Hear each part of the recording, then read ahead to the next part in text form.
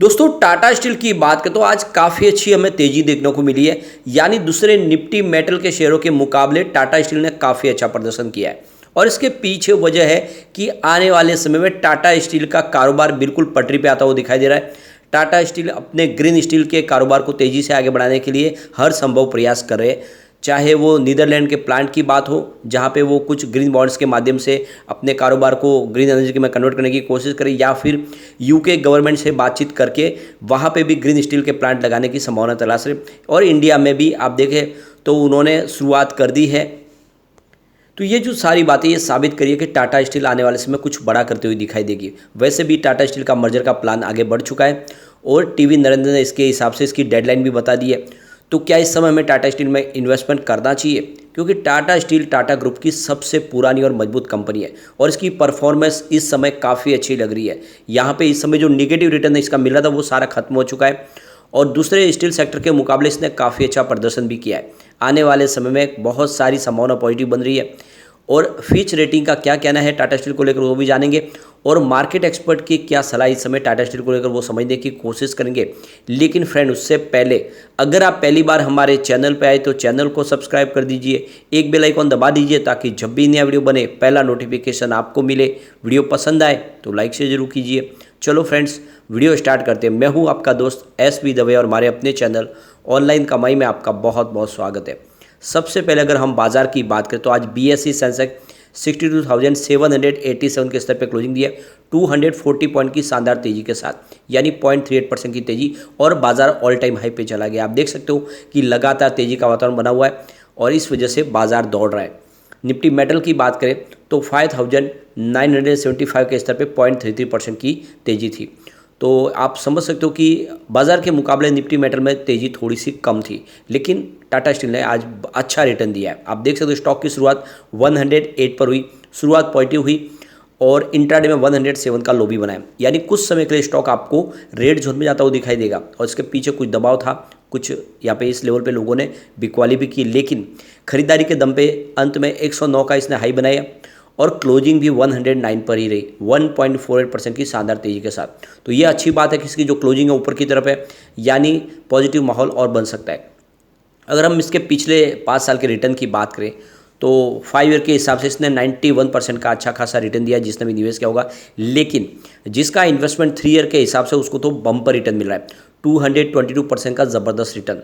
आप ये समझ सकते हो 25 के आसपास स्टॉक था कोविड काल में, ये स्टॉक इस समय देख सकते हो 100 को पार कर चुका है। 1 ईयर का रिटर्न 2.50% है, यानी जो निगेटिव रिटर्न यहाँ पे खत्म होता हुआ दिखाई दे रहा है। अब यहाँ पे स्टॉक आपको आगे बढ़ता हुआ दिखाई देगा। 3 मंथ का रिटर्न अगर देखें तो वो भी 2.24% पॉजिटिव है। 1 मंथ के रिटर्न की बात करें तो यहाँ पर भी आपको देखने को मिलेगा कि 0.69% की तेज़ी देखने को मिलेगी। 1 डे के हिसाब से 1.30% की तेज़ी है। तो पिछले 5 साल में आपको कहीं पर भी कोई निगेटिव रिटर्न देखने को नहीं मिलेगा, यानी इस तरह से स्टॉक आगे जाने को तैयार हो चुका। अब यहाँ पे एक बड़ी अपडेट निकल के आ रही है टाटा स्टील के जमशेदपुर प्लांट को लेकर। यहाँ पे कुछ देखें तो इन्वेस्टिगेशन होने वाला है और उसके पीछे वजह है कि जो टाटा स्टील ने जो क्वार्टर अलॉट किए थे अपने एम्प्लॉयज़ को, उनके ऊपर काफ़ी लोग हैं जो कब्जा करके बैठे हुए। इसी को लेकर इसकी जांच के आदेश दिए गए। तो ये जो लेटेस्ट अपडेट निकल के आ रहा है, सिंघभूम डेप्यूटी कमिश्नर विजय यादव ने यहाँ पे इन्वेस्टिगेशन शुरू की है, जिसमें आप देखें तो कुछ क्वार्टर अलॉट किए गए थे टाटा कंपनी को और ये जो एम्प्लॉयज़ है इन्होंने वो क्वार्टर अभी खाली नहीं किए। तो आप देख सकते हो कि इसके लिए 6 सदस्यों की एक कमेटी गठित की है जो इसमें इन्वेस्टिगेशन करेगी। 15 दिन में इसकी जांच रिपोर्ट पेश करेगी, यानी 15 दिन का उनको समय दिया गया है। तो आप देख सकते हो कि ये सारी जांच करेगी। और जो सबसे बड़ी बात है कि ऐसे एम्प्लॉयज़ जो ऑलरेडी कंपनी से रिटायर हो चुके या फिर उनका ट्रांसफ़र हो चुका है, उनकी जगह पे उनके रिलेटिव उस क्वार्टर के अंदर रह रहे, यानी वो भी कब्जा छोड़ नहीं रहे और इसीलिए वो सब इस स्कैन पे इस समय आ गए और उनकी जांच होगी और कौन है जो गलत तरीके से क्वार्टर लेके रखे हुए उनके ऊपर कार्रवाई होकर वो क्वार्टर खाली करने की कोशिश की जाएगी।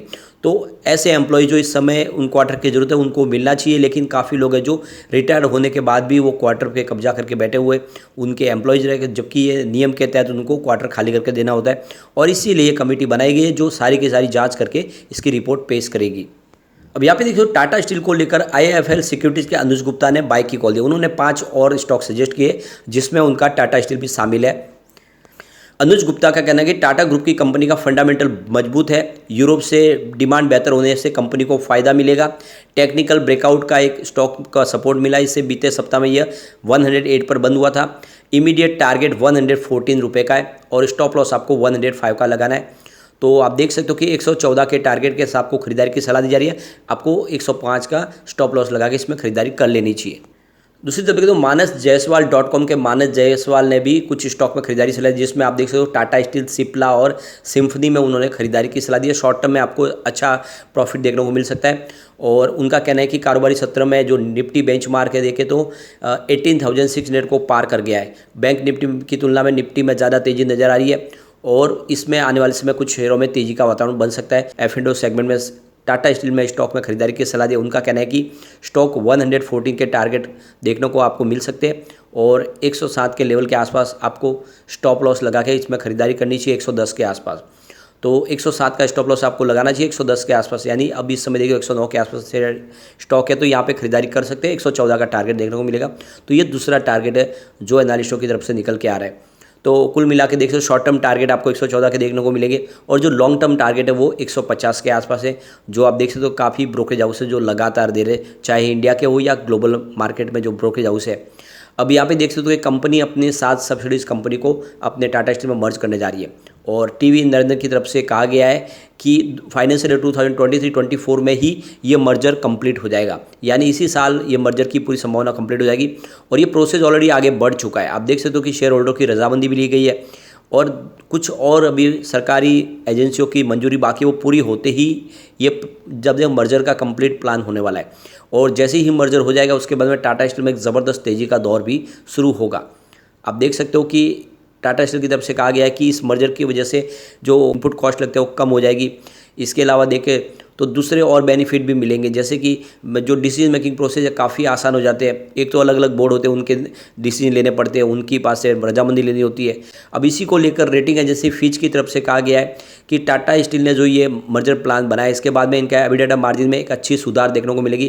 कंपनी का जो देखें तो एक एबिडेटा बढ़ता हुआ दिखाई देगा। इसके अलावा देखें तो कंपनी की जो सबसे बड़ी जो लोअर रॉयल्टी पेमेंट होगा उसका बेनिफिट देखने को मिलेगा। एक दूसरी कंपनी को रॉयल्टी पे करनी पड़ती है, वो नहीं देनी पड़ेगी।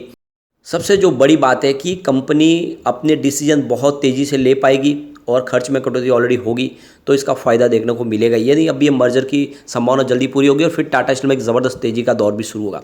वैसे टाटा स्टील की परफॉर्मेंस अगर हम सेंसेक्स और मेटल के मुकाबले देखें तो टाटा स्टील ने बेहतर प्रदर्शन ही किया है।